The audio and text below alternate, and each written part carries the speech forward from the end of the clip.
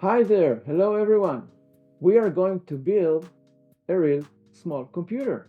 You're going to build a single button game. You have the kit that you will now open and follow the instructions, and we will build this thing that after we'll build it, we'll connect it to a USB connector from the PC or any charger, and it will be a working game that you can play and enjoy. So let's start. Let's take the kit and start assemble our computer. Okay, so let's start building the kit.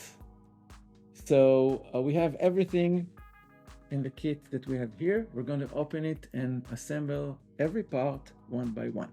Let's see. Okay, we will start with the breadboard. As you can see, this breadboard helps us connect wires to one another. So what we see here is a lot of holes, and we'll have the wires here that you can see the special pins here. We can stick them inside those holes. So the idea is that the holes are connected. How are they connected? All the lines here from this plus sign all along here, they are connected, and then all of those are connected, and the lines here, every 5 are connected. So you can see these are connected, these are connected, and these are connected, but these are not connected to those. So if I would like to connect, for example, 2 wires, I'll have to connect them. Let's take these 2 wires, for example, and I want to connect them together. I can connect one of them here on this line. You can see they have letters, so I've connected it to 30J, okay? And if I'll connect another wire to the same line here, they are now connected. That's the idea. By the way, if I will put this wire in a different line, now they are not connected. If I will put this pin into the after the line here over here, now they are not connected. So when I want to connect wires, I need to have them either on the same line like this, those, or on the same line all over here. So let's start and connect our mini computer. So the first thing we'll assemble will be the computer itself. This small device that you see here, this is a full computer. It's a real computer. This is not an Intel computer. Intel is doing much sophisticated and complicated and expensive computers, but this one is a computer made by a company named Espressive that we really like to work with. It's not an expensive, and it's a full computer. It has everything that a computer have, almost. It has microprocessors, it has memory, it has power supply, everything a computer needs to work. What you see here in this device is under this metal here, all the computer is there. What you can see here is an antenna, because it knows to communicate through Wi-Fi and also Bluetooth. What you see here are all kind of components that help him get the right power supply. But everything is inside here. It's a full computer, but it's a computer without a screen, a keyboard, a mouse. We'll have to connect them to this computer. What we can also see is the USB connector here.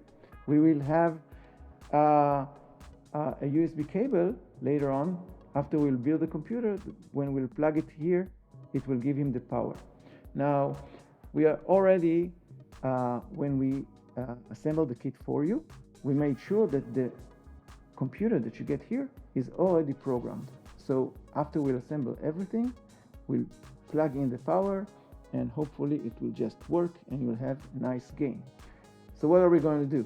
First of all, we're going to stick the computer to the breadboard as follow. I'm holding it like that, okay? Where I see on the left, I see the USB connector, and I'm connecting it so it will stick like this. So the first pin would fall in to A30, and that's the way. it's connected. Now we can start connecting the parts to the computer. So the first thing that we will connect is the screen. So we have this cute little box here. We can open it. And this device here is a screen, okay? Now it's not a complicated screen like you have probably maybe at home with thousands and thousands of pixels. It's a small one and it's only black and white, but it's cool enough for our game. So what we're gonna do, we're gonna stick it in.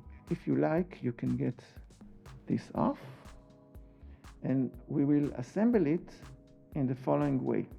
You can see that there's a G&D pin here on the left, and you can see that there's a G&D pin here on the right of the computer.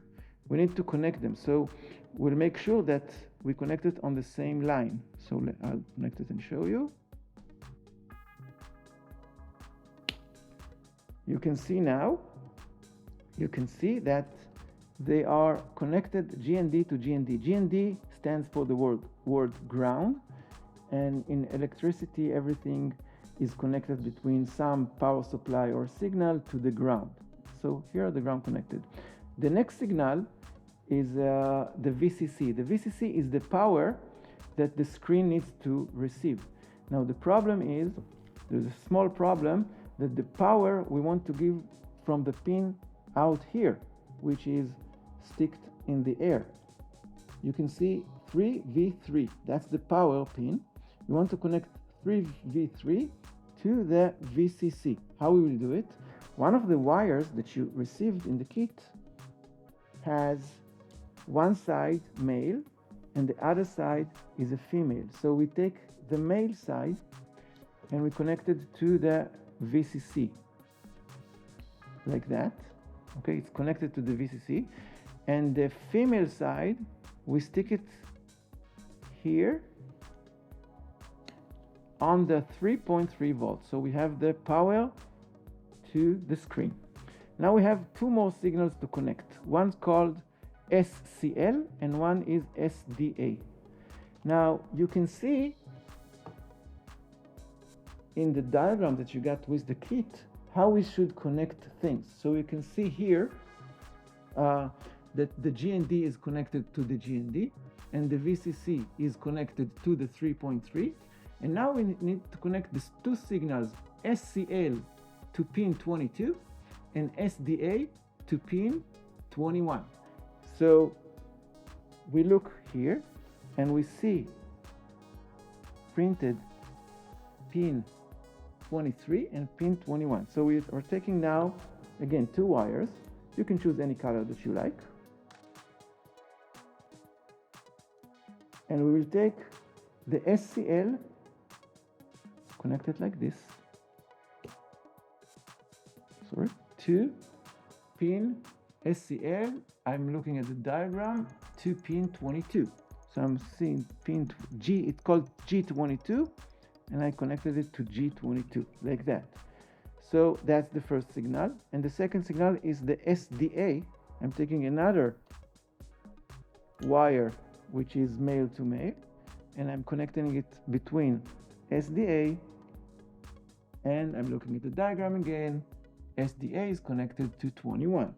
So I'm finding G21 and I connected it here to G21. Now I have the screen connected. Now the G&D and the VCC gives powers to the screen.